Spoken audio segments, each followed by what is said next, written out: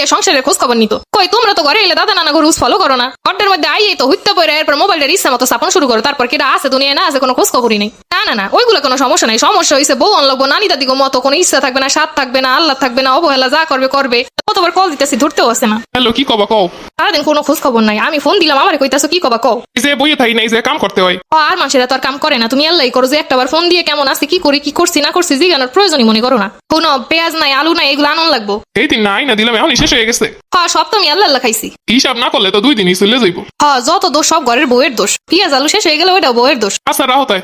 কেমন একটা সংসার করতেছি যে জায়গায় আমার কোনো গুরুত্বই নাই, আমার কোনো অধিকারই নাই। যেটা শেষ হয়ে যাবো সেই দোষ আমার। কোনো কিছু করতে গেলে যদি এদিক ওদিক হয় সেইটাও সম্পূর্ণ দোষ আমার। নিজের ইচ্ছার কথা তো বাদই দিলাম। আচ্ছা এইটারে কি সংসার কয়? এর থেকে তো আমি বাপের বাড়িতেই ভালো ছিলাম। শুধুমাত্র বিয়ে করতে বউয়ের জন্য কি বিয়ে করছি? এই সংসারে কোনো ভালোবাসা নাই, কেয়ার নাই, গুরুত্ব নাই। এটা কোনো সংসার হইলো? আচ্ছা বউ মানে কি খালি ঘরের কাজকর্ম করে দিবার কথা মতো উঠবে বসবে এইটাই? আর কথা মতো উঠলে না বসলে তাহলে বউ ভালো না? অপমান আর অবহেলা সহ্য করতে না পেরে যখন 2 সাইডে কথা কই তখন হয় বউয়ের মুখ ভালো না, বউয়ের আচরণ ভালো না, বউয়ের স্বভাব ভালো না। আচ্ছা হাজবেন্ড যদি তার বউয়ের সময়ই না দেয়, তার গুরুত্বই না দেয়, তাহলে সেটা কেমন বউ হইলো? কিছু কিছু মানুষ তো কই বল প্রতি খুশি থাকতে হয় তাহলে সংসার সুখে হয়। যে স্বাদ আলাদ সবকিছু তো ত্যাগ করে দিছি, কখনো তো কিছু বলি নাই সব নিয়ে। কোনো তো বলি নাই এইটা কিনছে ওইটা কিনা দিছে আমারে দাও না কেন। তেমন কোনো চাওয়া পাওয়া তো নাই, তারপরেও কেন আমার সংসারটাই রমেল। আসলে অল্পতে খুশি থাকা মানুষের মনে সেই অল্পটুকু হইছে ওঠে না। যেই সব মেয়েদের দেখছি অনেক ইচ্ছা অনেক লোভ অনেক লালসা, তারাই দেখছি জীবনে সবকিছুই পায়। জীবনটা মনে হয় এই যে আদায় করে নিতে জানে সে মনে হয় সবই পায়, আর যে শুধু ভালোবাসা চায় সে মনে হয় শুধু অবহেলাই পাইয়া যায়। এই কষ্টগুলো এমন কাউরে বলানো যায় না, নিজে সহ্য করাও যায় না। এর থেকে 3 বেলা বউ পিটানো ভালো। পিটাইলে তো মানুষ দেখে এই মেয়েটা অত্যাচারে আছে। আর যারা ভালোবাসাহীনতায় বুকে অবহেলায় বুকে তারা তো কিছু কইতেও পারে না, সহ্য করতে পারে না। আবার কেউ দেহেও না দেখাইতেও পারে না। সবাই মনে করে কত ভালো আছে মাইয়ারা,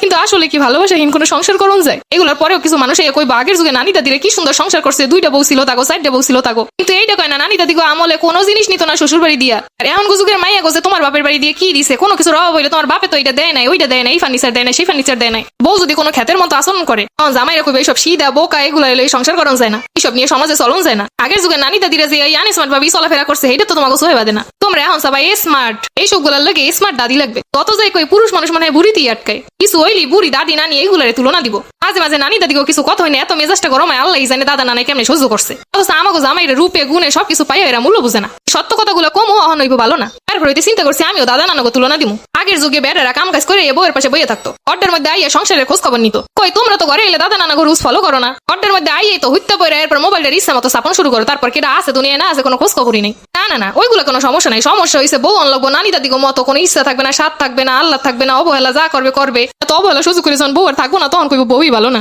বেটা মানুষ তোমরা যতই অন্য জেনারেশনের লাগে তুলনা দাও, এই যুগের মাইয়েরা ভালোবাসা পাইলে সব দিয়ে দিতে পারে। আবার কিছু জোলার আইয়া কইব স্বামীর সংসারে যেমনে চলায় তেমনে চলতে হয়, কোনো কথা কইতে নাই, তাইলেই সংসারের মধ্যে অশান্তি লাগা যায়। আচ্ছা সংসারে যদি স্বামী কেয়ার না করে তাহলে কি আমি একটা যন্ত্র? খালি কাম করে দিমো তার বেলায় খালি খামো? তাইলে কাবিন ব্যাপারে একটা সাইন দিয়ে নিয়ে আইতো যে আমি কাজের বুয়া হিসেবে নিতেছি, বউ হিসেবে না। বিয়ের সময় ঠিকই আমি আমার বউয়ের যথাযথ দায়িত্ব পালন করিব। আমি যদি কোনো অবহেলা করি তাহলে বউ যে কোনো মুহূর্তে আমাকে সাইডে যাইতে পারিব।